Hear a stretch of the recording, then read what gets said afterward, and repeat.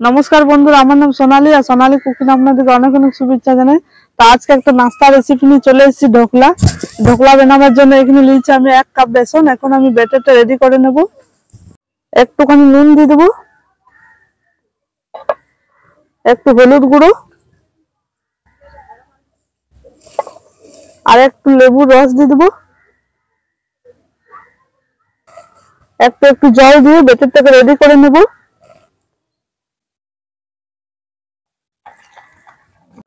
বন্ধুরা, ঢোকলার ব্যাটারটা আপনারা যখনই রেডি করবে এইভাবে 1-1.5 মিনিট ফেটতে হবে। একটু সাদা তেল দিয়ে দেবো, 2 চামচ দই দিয়ে দেবো। বন্ধুরা, এদিকে আমি কড়াইয়ের মধ্যে জল চাপাই দিয়েছি। ঢোকলা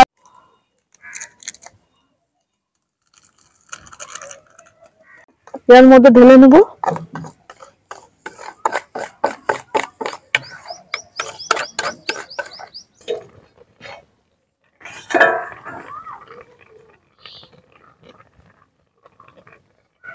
হয়ে গেছে, এখন আমি নামিয়ে নেব। 1 চামচ দিয়ে দেবো সরষা, চিরা কাঁচা লঙ্কা,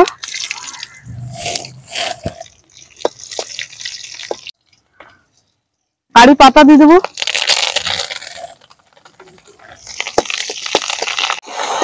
একটু জল দিয়ে দেবো।